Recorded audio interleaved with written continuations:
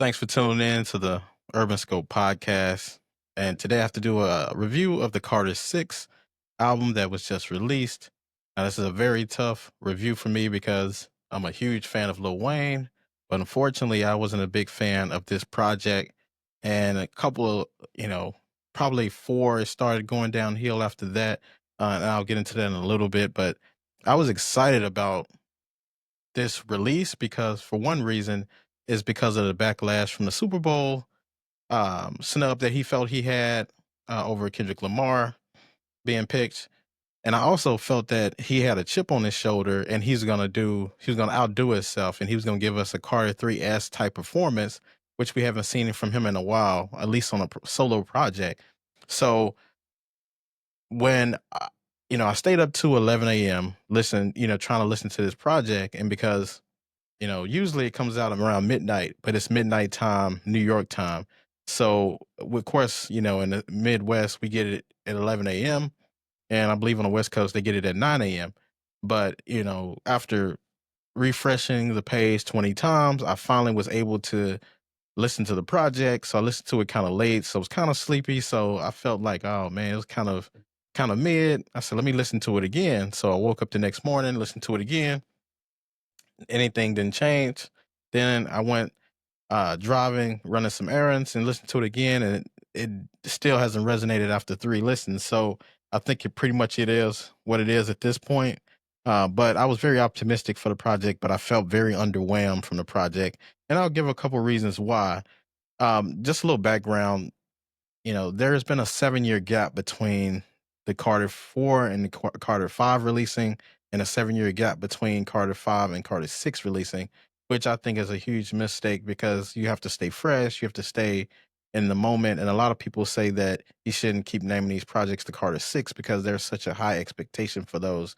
And to name them something else or drop them as mixtapes, then, they'll be received differently because you can experiment on things like that. And I'm not against him for experimentation, especially on this album, because he's always experimented with sounds and things like that. With the Rebirth album, having the rock sound, and him just from where he started, he's a totally different rapper from the Block is Hot days all the way till the Carter 6 now. But the Carter series is held in high regard to us fans, and and I believe in his mind as well. So when he names a project the Carter 6, it's his creme de la creme, the top of the top rapping and production that you can get, which this album didn't have. Which, that being said, that's a perfect segue to talk about why I didn't like the album. Now, I'm just not saying I don't like the album just because everyone's saying it. I said this before all the reviews come out, but unfortunately, I made my review after a lot of people. But one of the reasons why I don't like the album is because the rapping. We know Lil Wayne to have superb metaphors, superb similes, superb double entendres, all of the elements that make you a great rapper today. But unfortunately, on this album, that level of rapping wasn't there, which a lot of people say they don't like. They like the rapping, but it's the production. But I think it's a mixture of both. He had some good songs on here, and he had some good lines, but no lines that are rememberable.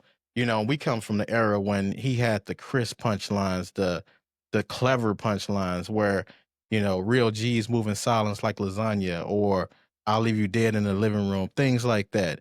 There is no, rememberable lines like that on the Carter 6, unfortunately.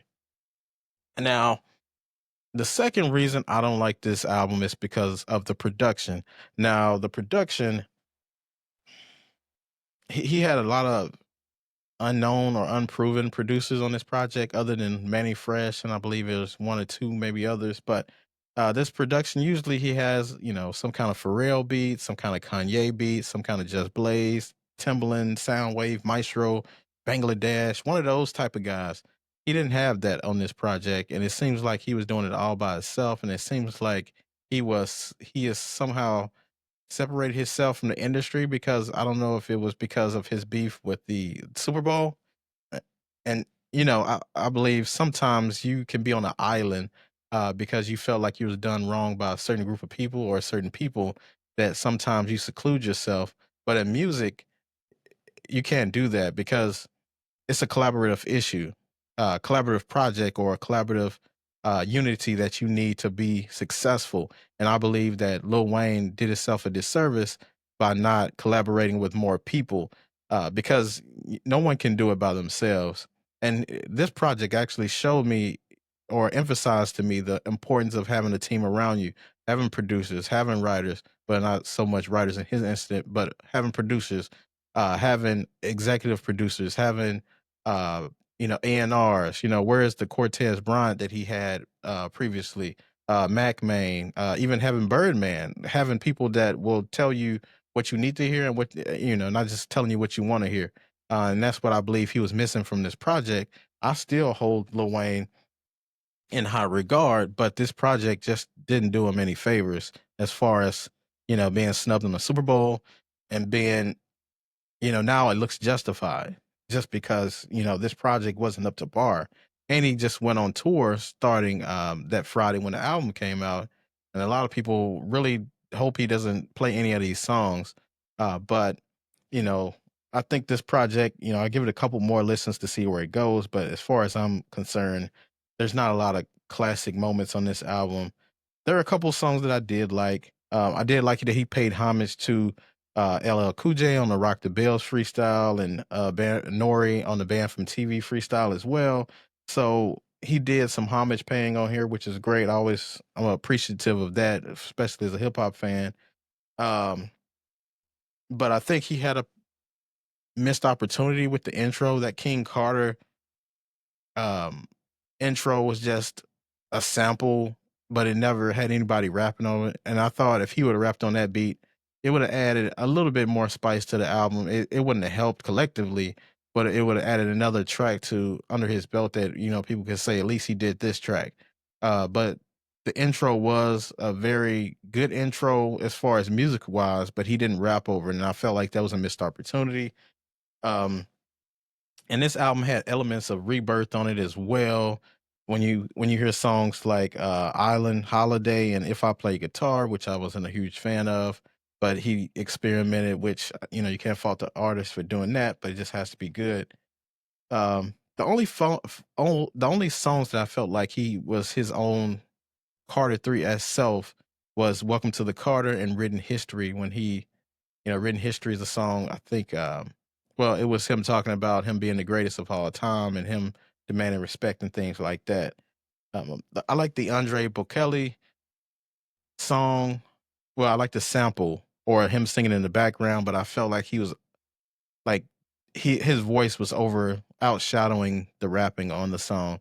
So I don't know if it was the mix or it's just the sample just was too loud. I don't know. There's something wrong there with that, but this album also he had no mentions of Kendrick Lamar or the Super Bowl, which I was expecting Kendrick Lamar shots on this one, or at least something about the Super Bowl, maybe even a Jay-Z, allusion or something like that. We didn't get that. But for the most part, there's no cohesion on this album, and there's a lot of experimentation that we really didn't want to see from a project, especially a Carter project. He could have did that and named it something else, but for a Carter project, we wanted the straight rapping. We want that Carter 3S feel, or at least a Carter 201 feel, at least. But I love Lil Wayne, and I still have him in my top 10. But lately, he's just been doing himself a disservice by not collaborating and giving us the product that we're used to, or some resemblance of that as well. So, tell me what your thoughts about the Carter 6, and of course, as until next time, I'll see you next time.